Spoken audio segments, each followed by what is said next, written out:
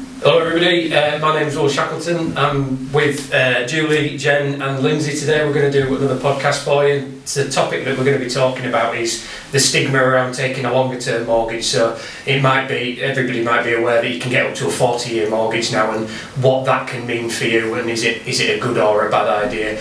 So I'll start off. I mean, I've never really got a problem with advising on a longer term mortgage. There's a couple of advantages to it. So does anybody want to highlight one of them? Well, the longer the term, obviously, the lower the monthly payments are, which at the moment is really attractive for people because, especially first-time buyers, I'm going to say, because they're just starting out on that property journey. They want to just know where they are with what they're paying and keep that as low as possible. Obviously, it's not for everybody, so part of our job is figuring out budget-wise what fits with people and things like that. So it might not be for everybody, but it definitely serves a purpose, I would say.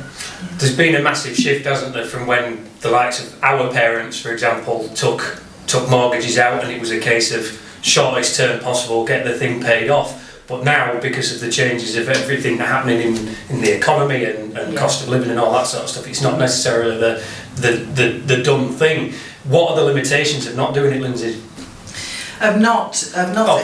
Potential limitations of what can impact the people if they take a shorter term these days. If they take a shorter term, it's going to be more expensive. Yeah. That's the thing. And I suppose just right at this moment in time, interest rates have crept up from where people were used to over maybe 5 years ago, 4 years ago, 5 years ago when they were lower. So it's giving somebody the option of keeping the monthly payments at an affordable level to them. I think the one thing that sometimes people don't realise is that, let's just say you take a 40-year term now, when you come to review your mortgage maybe in 2 or 5 years' time, you can review the term. Exactly. Yeah. So you can, it doesn't mean to say that, right, okay, in 2 years' time I've got 38 years left. You could knock it down to 35 if your incomes have gone up, etc. So there's flexibility there as well.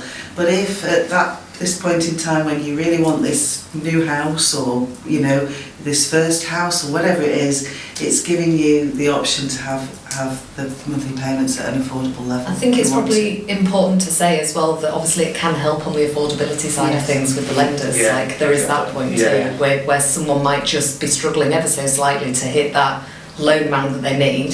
Stretching that term out can just be really useful for that. Yeah, it can definitely. And I always say to my clients, you don't know what's around the corner as well. So, having it initially when you take the mortgage out over a longer period of time and you've got the monthly payments on a really affordable level and the lower, as what you've mentioned, is it can be changed. It can be changed. And equally, it can also you can think about where you discuss lump sum repayments within the year of the mortgage. So usually most lenders will allow 10% overpayments during the fixed rate period or whatever rate they've got each year without any penalty.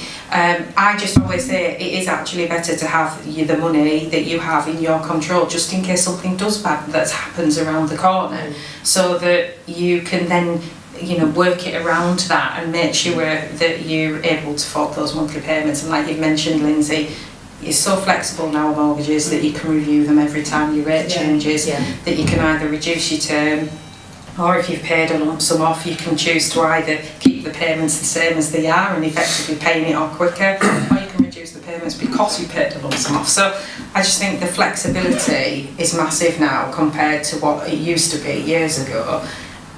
Everybody's lives are different now, I think. You've got childcare costs. They are humongous now compared to back in the day when it was a 20-year mortgage, and equally when people were taking 20-year mortgages out, they were based on one person's income because one person stayed at home. Whereas now both people work and both people put into the pot to make sure that they can afford the bigger properties, the lifestyle that they've got now.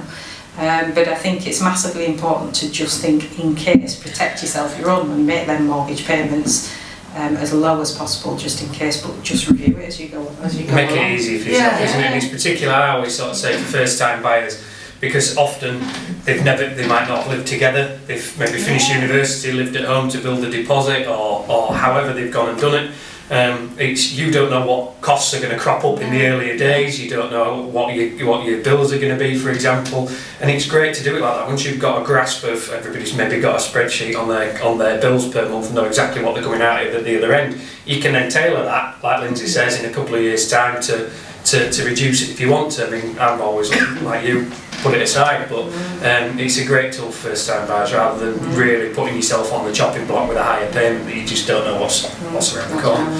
And I also think one thing that I had the other day was a first time buyer that's looking to move up and move in with the partner, was they were shocked as to how little they'd paid off the capital that was outstanding when they had a 35-year mortgage. And it doesn't matter whether it was a 25-year mortgage. Reality is, I always say, it's from year 15 and downwards where you can really see that monthly capital actually knocking off your mortgage, isn't it? But it's just, you can't do everything I say to first time buyers. Just, be really proud of yourselves that you can get on the market and that you're getting that property and paying that monthly payment that is affordable for you. Once you've got settled into, you've bought everything that you need for the property, you can start to think, well, can I save some aside to bring it down? But this also works with people that are renovating properties and buying something that needs to be done up, because for the first couple of years, all your money is genuinely going into that house, isn't it? Yeah. So don't have a worry that you've got a 35, 40-year term. If it means that you're getting on that property ladder and investing in your own future, that is what matters, isn't it? And that it's affordable for you. And you can use the overpayments as well. Like overpayments are a huge benefit of mortgages, and everyone should be using them if you can financially afford to use the overpayments. It saves you a lot of interest, doesn't it? But it's more in your control as well. You can switch them off. So like, I know that in our household everything seems to go at once. It's the washer, the dryer, Rule of three, it all seems to go. And so, and then months you can literally pick up the phone to a lender when you're doing overpayments and say, actually, I don't want to overpay this month. And then they will not take that overpayment. As long as we've got enough knowledge or enough time to be able to change that direct debit. Whereas the only thing I would say is, by reducing the term, it is actually stored and it's committed. Exactly. So I do think kind of overpayments does work with flexibility as how things can happen in your life. It works really well with them, really. But when I first came into the industry 28 years ago, a 25-year mortgage was the norm. It's gone up to 30. It's gone to, reality is, as long as it's paid off before retirement, I just think it should be. And not all lenders are offering the 40-year term still at the moment. No, and I think that'll just become the norm eventually. Like, that'll just be And I think retirement ages with lenders at the moment, we've creeped up to 70 where they're happy with, and there's a few lenders that go up to 75. So I think, again, that's going to change a little bit now. People didn't used to talk about the finances. People didn't used to like to admit that they'd even have a mortgage or anything like that back in the day. It is everybody's daily life now, isn't it? So absolutely. There shouldn't be any stigma about anything, just the fact that you should be really chuffed that you've been able to get to this stage and buy a house. That's the end. That's the end result that you should be aiming for, really. And the after bit is just getting it paid down, but make it easier for yourself now, because long-term financial pressures of what might come around the corner, you might be really limiting yourself. So you're setting yourself up in the best position, aren't you? So, if you want to give us a shout and just discuss your mortgage, or if you're looking at getting your first property, all four of us are always on hand to have a discussion. Just get in touch.